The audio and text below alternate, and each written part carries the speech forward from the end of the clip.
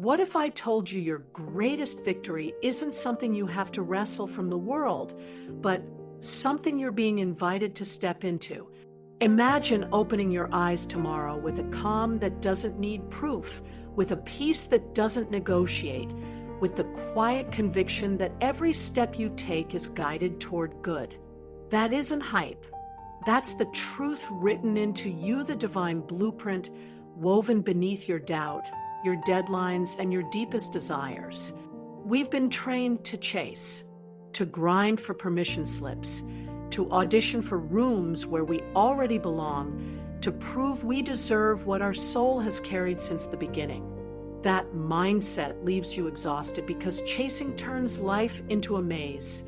Alignment turns it into a map. The shift tonight is simple and seismic. Success isn't merely earned, it's uncovered. Your work is not to manufacture greatness from thin air. Your work is to reveal the greatness that's already alive in you. Some of you have been standing outside doors, knocking until your knuckles are sore, asking the world to validate what heaven already signed. Take a breath. You don't have to beg the door to open when you become the person the door was built to welcome. The moment you align with who you really are, the universe stops treating you like a stranger and starts treating you like family. Suddenly, the delays don't disqualify you, they direct you. The detours don't diminish you, they develop you. You were never behind, you were being prepared.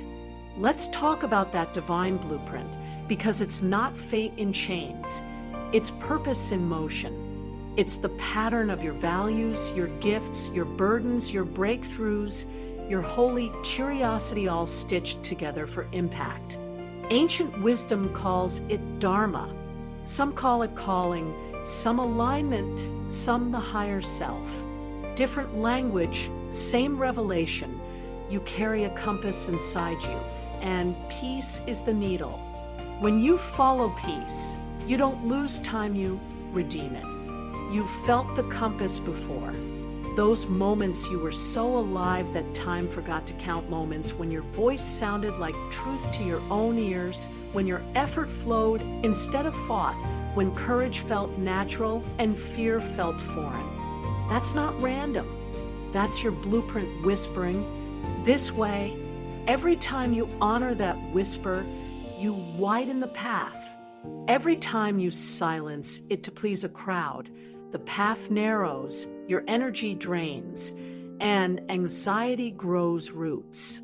I won't dress this up. Setbacks will still visit.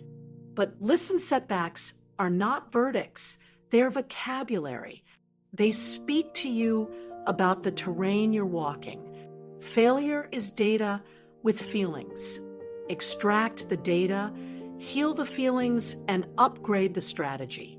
A closed door is not punishment, it's protection. You didn't miss your chance. You dodged a trap. Sometimes the no you cried over was the mercy that saved you. And if you've been rerouted, it's because there's a faster road you couldn't see from where you were standing. Anxiety demands control. Assurance releases it. When you move from the belief that victory is already secured, you stop overthinking and start obeying your next right step. You don't need a 5-year guarantee to take a 5-minute action. Clarity is not a lightning bolt. It's the reward of movement. Begin, and the path brightens. Begin again, and it steadies. Begin again, and it belongs to you. I've watched founders build through a storm by treating every flop like a lab note. I've watched artists stack rejection letters and keep painting until the right eyes found the right canvas. I've watched advocates push against walls for years until the walls learned their names. I've watched ordinary people stare down grief and illness and loss and choose meaning over misery, purpose over panic, hope over hurry. The common thread isn't perfect conditions, its anchored identity. They didn't need the scoreboard to be certain. They were certain before the scoreboard changed. This is the paradox of alignment. The less you chase, the more you attract.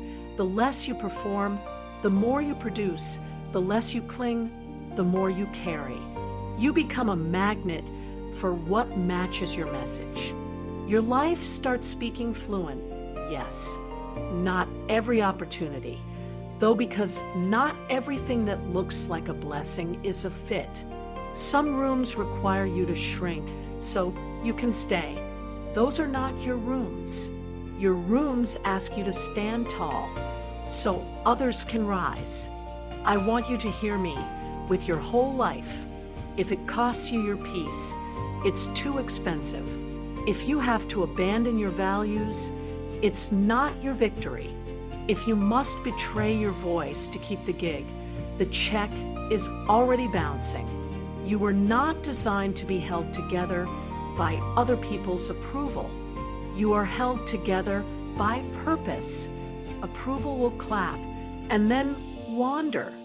Purpose will call your name in the dark and not stop until you answer. So how do we live this not as a nice idea for a night like this, but as oxygen for every day that follows? You wake up and choose alignment before agenda. You put your hand on your heart and say, I am designed. I am directed. I am destined. My steps are guided. You open a page and write 3 lines of evidence that you are being led because your brain needs proof that your spirit already carries. You give yourself permission to take one small, courageous, obvious step before noon. Not a perfect step, an honest one. Call the person. Send the pitch. Draft the first paragraph. Launch the page with version 1 and let excellence arrive through iteration, not hesitation. And then you do something the world forgets to teach. You celebrate effort, not just outcomes. You mark the moment you moved, because a brain that is rewarded for progress becomes a body that returns for more. That's how momentum is built. Not in leaps you can't repeat, but in steps you can't avoid. At night, you ask 3 questions. What worked?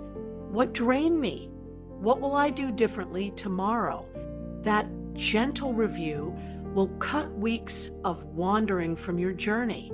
You'll prune the habits that steal your spark, and you'll water the ones that compound your joy. You'll discover that discipline isn't punishment. It's devotion to the future you say you want. You will also need boundaries, and they will feel like love once you practice them. You will say, "Thank you for thinking of me. That's not aligned for me in this season." You will protect your mornings like a promise and your energy like an heirloom. You will leave some texts on read, so your purpose stays on write.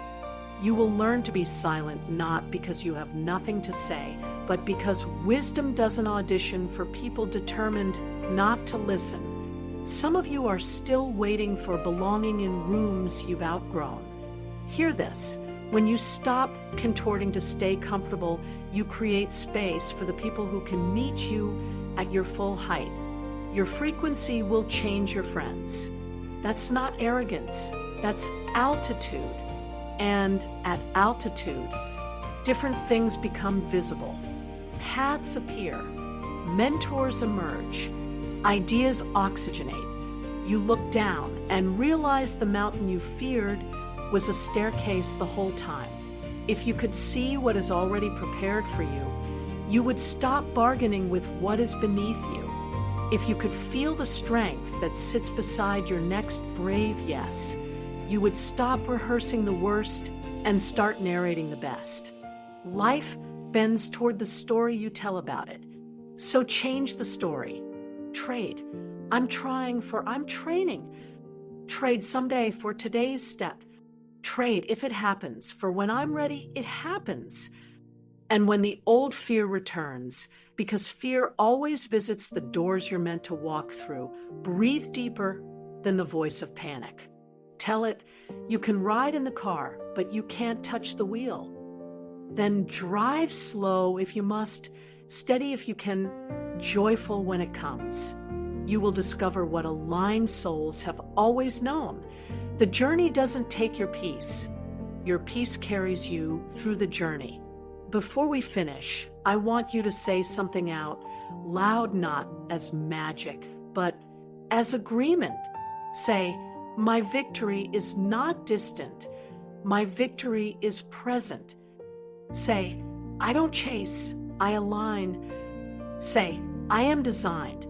I am directed. I am destined.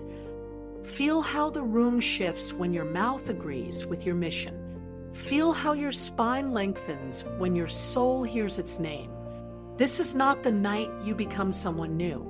This is the night you stop abandoning who you've always been. This is the night you pick up the assignment you set down when fear felt louder than faith.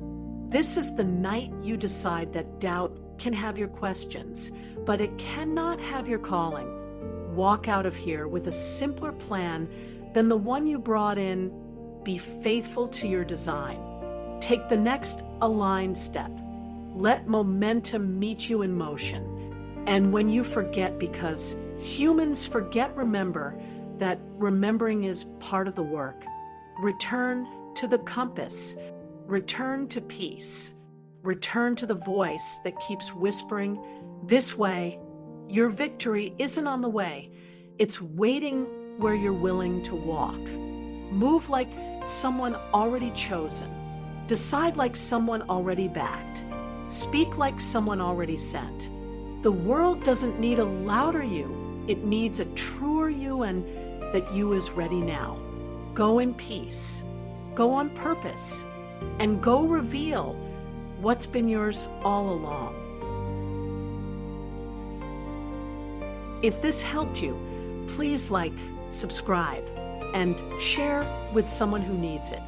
Drop a thanks in the comments, and we'll pray for your healing journey. May God give you peace. Thank you for watching.